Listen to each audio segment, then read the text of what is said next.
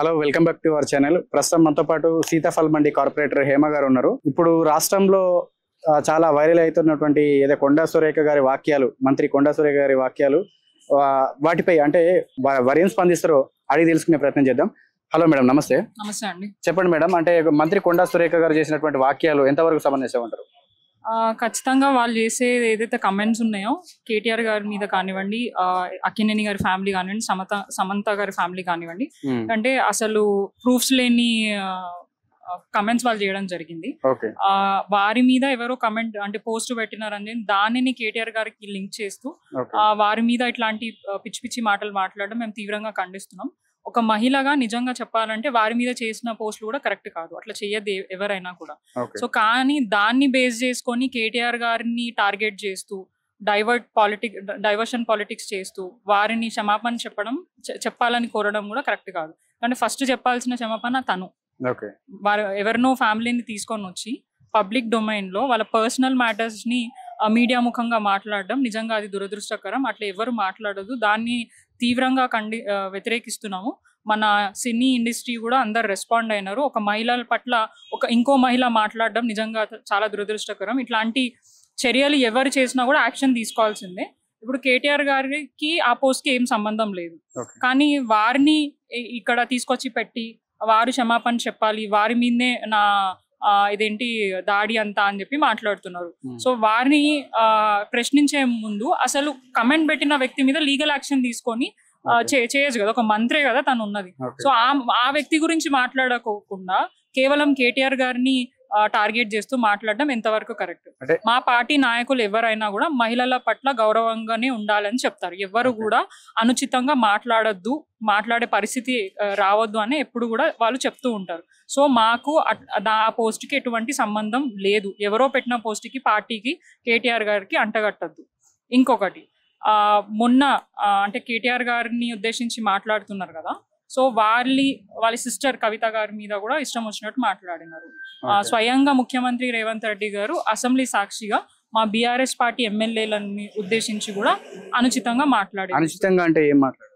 అంటే అదే మహిళ వెనకున్న మహిళలని నమ్ముకుంటే జూబ్లీ బస్ స్టాండ్ లో అడుక్కునే తినే పరిస్థితి వస్తుందని అన్నారు. మరి అది మహిళలని అగౌరవపరిచినట్టు కాదు. ఒక మహిళా మంత్రి అంటే ఎక్స్ మినిస్టర్ ని మహిళా ఎమ్మెల్యేని అట్లా నిండు సభలో అట్లా అవమానించడం కరెక్ట్ కాదు కదా.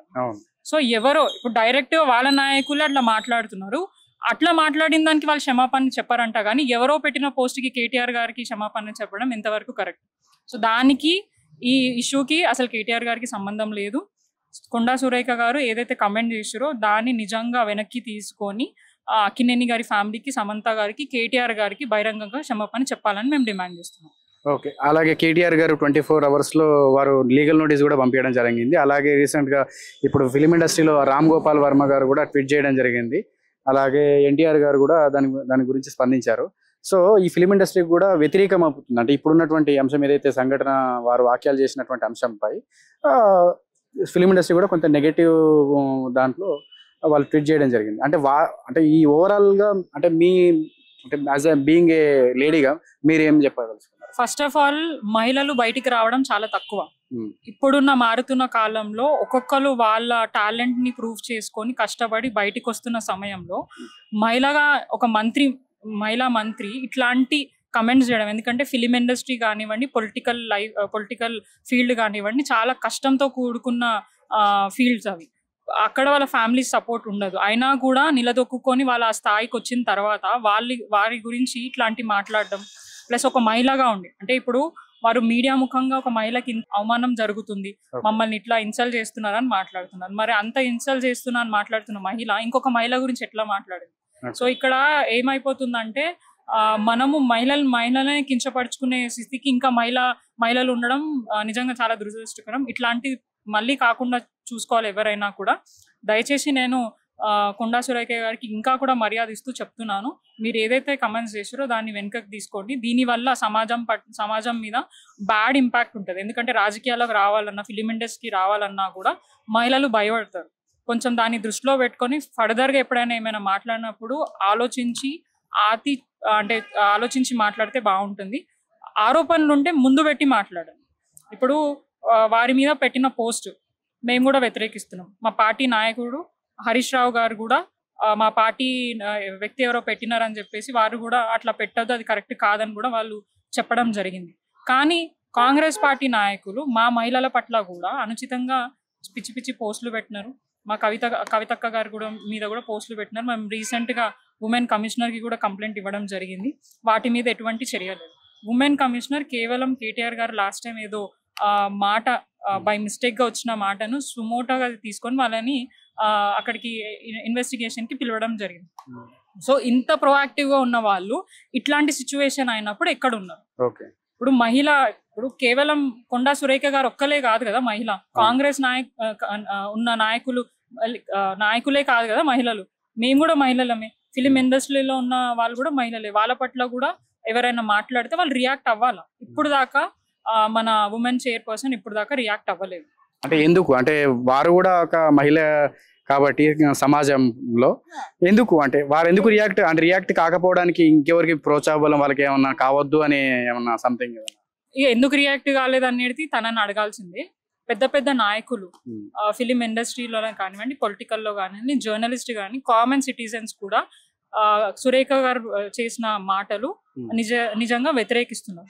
సో కనీసం దాన్ని దృష్టిలో పెట్టుకున్నా ఆమె ఉమెన్ చైర్పర్సన్ తనైనా రియాక్ట్ అయితే బాగుంటుండే.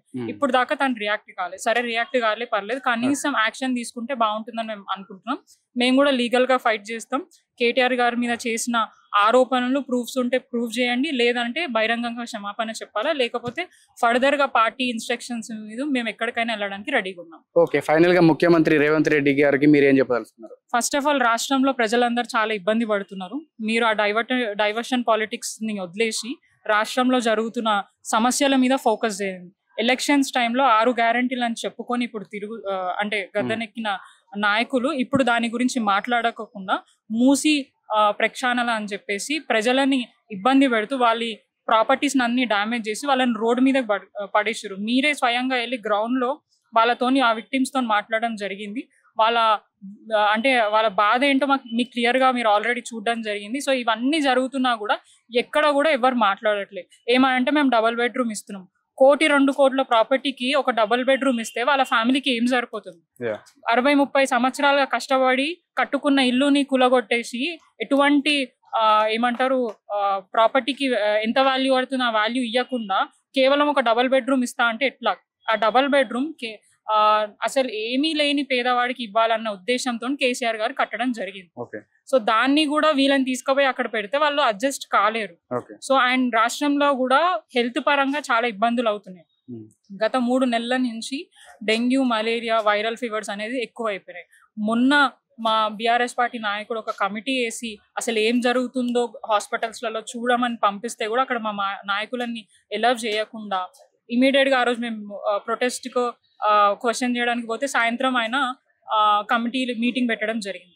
అంటే ఒకళ్ళు చెప్పేదాకా ఆయనకు ధ్యాస లేదు. సో ఫస్ట్ ఆఫ్ ఆల్ ప్రజలకి కావాల్సిన విషయాల మీద ఫోకస్ చేసి ప్రభుత్వం ఏదైతే చెప్పిన గ్యారంటీలను ఫుల్ఫిల్ చేస్తే బాగుంటుంది. ఎందుకంటే ఎలక్షన్ మేనిఫెస్టోలో మూసీ గురించి ఆయన ఎక్కడ మాట్లాడలేదు. కేవలం 6 గ్యారంటీలు మహిళలను బేస్ చేసుకొని వాళ్ళు ఈ రోజు ఎలక్షన్ లో గెలిచారు. సో దాని మీద దృష్టి పెట్టకుండా ఇప్పటికి 10 months అవుతుంది. కేవలం వాళ్ళు 6 గ్యారంటీలో ఇంప్లిమెంట్ చేసింది కేవలం ఫ్రీ బస్. మిగతాది ఏదైనా గ్యాస్ కానివ్వండి, 2500 కానివ్వండి, లేదంటే తులం బంగారం కానివ్వండి, ఇప్పటిదాకా ఎవరికి రాలేదు. స్వయంగా మీరు వెళ్ళి పబ్లిక్ నడవని వాళ్ళు క్లియర్ గా చెప్తారు, మాకు ఇప్పుడు దాకా ఏది రాదు. ఫ్రీ కరెంట్ కూడా ప్రాపర్ గా లేదు. ఎందుకంటే హడావిడి చేసి ఫార్మ్స్ అన్ని ఫిల్అప్ చేసుకున్నారు తప్ప ఆ ఫార్మ్స్ ఎక్కడ పోయినావో ఆ పార్టీ నాయకులకు కూడా తెలియదు, అధికారులకు కూడా తెలియదు. రోడ్ల మీద అందరూ ఆ పేపర్లు చుట్టుకొని ఏమంటారు అంటే ఆడుకుంటున్నారు ఆ పేపర్లతో, ఆ ఫార్మ్స్ తోటి. అంటే వాళ్ళ డేటా అనేది మిస్యూజ్ చేసిండ్రు. అసలు పరిపాలన అనేది చాతగా ఆడలేదు కాంగ్రెస్ నాయకులకి. చాత కాకపోతే దిగిపోయి కనీసం ప్రజలకు సేవ చేసే వాళ్ళకైనా అవకాశం ఇస్తే బాగుంటుంది. లేదంటే వాళ్ళు చేసే వైఖరిని మార్చుకొని ప్రజల మీద ఇప్పటికైనా ఇంకా లేట్ కాలే, వాళ్ళకి ఇంకా 4.5 సంవత్సరాల టైం ఉంది. ఇప్పటి నుంచి అయినా ప్రజలకు ఏదైతే చెప్పిన హామీలను ఫుల్ఫిల్ చేయాలని మేము రేవంత్ రెడ్డి గారికి రిక్వెస్ట్ చేస్తున్నాం. తర్వాత వారు మాట్లాడే మాటలని కొంచెం తగ్గించుకొని ప్రజలకి ఉపయోగపడే మాటలు మాట్లాడాలి. ఆయన నోరు ఇప్పితే చాలు, నిజంగా చెప్తున్నా వరస్ట్ ఉంటుంది. సో ఆయన మాట్లాడే మాటలు కూడా కొద్దిగా దృష్టిలో పెట్టుకొని ప్రజలను దృష్టిలో పెట్టుకొని మాట్లాడితే బాగుంటుంది. మొన్న రీసెంట్ గా చూసినాం ఒక స్కూల్ ప్రోగ్రాంలలో కేసీఆర్ గురించి ఇష్టం వచ్చినట్టు మాట్లాడు. పిల్లలకి చదువుకోవడానికి వాళ్ళ ఫ్యూచర్ గురించి మాట్లాడాలి, కానీ రేపటి రోజున పెద్దగా రాజకీయాలకు వచ్చే నాయకులు అట్లాంటి వాళ్ళు ఉండొచ్చు ఎవరైనా, వాళ్ళ దగ్గర ఇట్లాంటి మాటలు మాట్లాడితే వాళ్ళ మీద ఏం ఇంపాక్ట్ ఉంటుంది. సో ఇవన్నీ దృష్టిలో పెట్టుకొని రేవంత్ రెడ్డి గారు ముందుకెళ్ళాలి, ప్రజల మీద దృష్టి పెట్టాలి. మూసీ మీద కాదు, 4th సిటీ మీద కాదు ఆయన పెట్టాల్సింది. అది ఆటోమేటిక్ గా డెవలప్మెంట్ అవుతుంది, కానీ చేయాల్సిన పనులు చేస్తే డెవలప్మెంట్ అవుతుంది అని మేము అనుకుంటున్నాం. ఓకే, చూసారు కదండి కార్పొరేట్ హేమ గారు కొండా సురేఖ గారు మాట్లాడినటువంటి అంశంపై తీవ్ర ఆగ్రహం చెందారు. అండ్ ఆల్సో ఇప్పుడు వారు అన్న మాటలను వెనక్కి తీసుకోవాలని వారి పార్టీ